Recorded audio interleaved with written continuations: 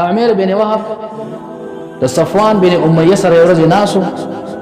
وته وی رجی وما ډیر زیات قرضونه دي کدا قرضونه را باندې نه وي نو زه ډایرک مدینه منوره ته تلم او الته نبی صلی الله علیه وسلم وته یاد ګو اعوذ بالله چې ما ولا غنه چټواله او دا به مې کړو اعوذ بالله دا به مې کړی بل کزمر سماچل تالته کې نه دا بچی مې دي دا بچی به څوک ساتي دي اهل عیال عم غمرا سره دي کدا غمونه را سنوي دا قرضي او دا اهل عیال زه ډایرک مدینه منوره ته تلم دا وهب عمر بن وهب او د دې عمر بن وهب زوی چې هغه نوم وهب دی پلار او د مصیبه نوم یو دی عمر بن وهب او وهب بن عمر نو د ازوی په خیریانو کې دی دا صفوان ورتوي د امیه بن خلف د ازوی چې ګوره قرضې دي زخلاصوم د قرضو دي زموار زیما کور دې ز ساتم بچی دي ما تاواله کړه چې زما بچی سخري ستا بچی باقه خوري بس ذمہ داری د ما درکړه او ته چې څه اراده لري لاړ شه په خپل اراده باندې تور راوغستله بس مدینه منوره ته لاړ چې څنګه په مسجد نبوي ور داخليږي حضرت عمر فاروق رضی الله تعالی عنہ ولیدو صحابه ته فرمایي وای دا د الله تبارک تعالی دشمن دلته سګوري او تور په لاس د مدینه منوره ته راځن نشوي دې څه ګوري دلته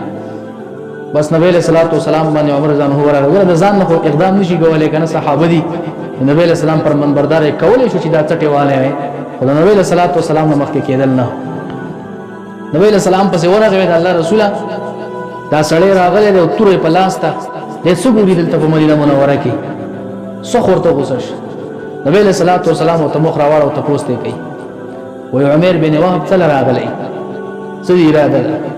یره جی دلته می غزوه د قیدیانو کې د پاغه پسې راغلی ما نور څه مقصد خو مې نشته حالت خو دې په خپل منځ کې خبره وکړې غواړي نبی له سلام او مخ راوړ مسکه شوی دا تور دی په لاس کې څه ګوري تر خپل زوی په راغلی او د جنگ او د شر او فساد اراده دی نه بیا دا تور په لاس کې څه ګوري هم ډېر پوسو جواب څنګه ورکړ ودا تور خو زموږ څه په کار رانه کدا زموږ په کار راته نو بدر کې زموږ په کار راغلی وای کړه موږ مشرانو باندې څه چلو شو اوس هم دا توري په لاس کې ور سره وي نبی له صلوات و سلام ته ګوره رښتیا وایا چې په سیر اگر اغله رښتیا خبره کوا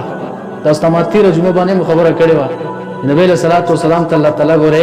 علوم غیبی ور کړی د غیب علم ور کړی دی نبی له سلام ته رښتیا خبره کوا سره راغلی دی ته وای اې دا الله رسول الله بس متقل راغلی ما په خپل ځی پسې ورک ته نه د رښتیا ونه وي ته چې د صفوان سره په پلاني ځای کې دا سوې تا چې ورته وی چې بوا باندې قرضه ده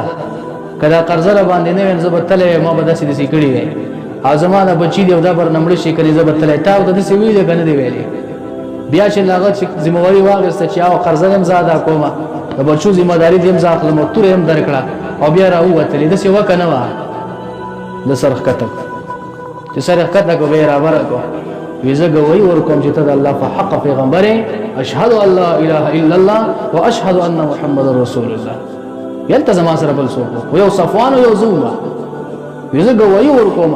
چې داتا ته کوم خبره کړي داتا ته الله ویلي کته په حق پیغمبر د الله تعالی نه دا خبره ته چوکړه دلته خو ما سره بل څوک نو یو صفوان یو زوما صفوان دلته پاتې شول دراله دا خبر چې تا درکړه دا هغه الله درکړه چې په حق پیغمبر را لګي دا ایمان راو بیا ته وای د الله رسوله وای زه په حالت کفر کې چې ومنو ما مسلمانانو ته ډېر تکلیف رسولې ډېری بد ردی به ما مسلمانانو ته ډېر اوس مال اجازه راکړه زم کې مکرمه ته زم او الته به د کافرانو دومره تکلیف او تور کوم او دومره به غوسه کوم او تنګوم به لکه څنګه چې مسلمانانو ته تکلیف ورکړي نبی له صلوات و سلام ورکو ته زلاړ شه مدینه مکی مکرمه ته مکی مکرمه ته راځي او الته څنګه مده د کافرانو خلاف خبرې کوي په کافرانو په بوتانو پسې لګیا کیږي په دې سایت ته چې دا چا لګلې لري صفوان د واقعیت ته کې لګا صفوان اوس په مکه مکرمه کې ګرځي دا د تاسو ته باندې خبر راشي دا د تاسو ته باندې خبره خلک وته څه خبر به مونږ ته تاسو به خبر شي ګر یعنی په ځکه دا و چې ما پلانې لګل اوس په نبی اسلام نعوذ بالله قتل کې خلکو ته خبر راځي په ځکه دا نیولې اوس پر ته نوې خبر راځي په دې کې یو قافله چرته کې مدینه منوره نه مکه ته لاړه دغه صفوان سره ملاو شو ته پوسو کوي دا پلاني سړی څه چلو شو ما چې درلګل یو خو ایمان راوړی لا دې نه راغلی مکه مکرمه بس دې چپ شو چې دا خبره واورېده چې ایمان راوړل بیا د خبره چاته نه کړي خلک هم په انتظار چې په نوې خبر راځي چې نوې خبر راغی صفوان به کې سټیز دلې بیا دې په مکه مکرمه کې الته کې مقیم شو او دعوت په ورکو د الله تعالی دین طرف ته ډیر خلک د فلاس باندې چې کوم دی مسلمانان شو ایمان راوړ بیا ورستو چې کوم دی وفات شو دا د نبی له صلوات و سلام هغه صدق نبوت دعوه چې هغه ګډ ګډ ته د الله تبارک تعالی په خپل قدرت باندې ورور سواله او نبی له صلوات و سلام ته دغه امور غیبیه الله تبارک تعالی ورکول دا ګورئ یو صحابي شدویم عباس رضی الله عنه چې کله نبی له صلوات و سلام ته پیښ شو دیوم د بدر په قیدیانو کې راغلو او د چې کله جنگ ته راوته د کافرانو په زور راوسته د خپل خو نه راته خو دې بګی د आवाज ملګری او کنه تاسو ما ویلي واقع مې ته بیان کړی و چې کله راوسته نبی له صلوات و سلام ورته پیښ شو ورته ته فرمایي زما ترم خو فیصله دا کړی چې پیډیا به دخل کو نه خپل به خوشي کو ته موږ څه پیسې مې سه پیډیا کې راکا کنه دیو ته وی الله رسول ما سره خو نشته دغه سره راغلی و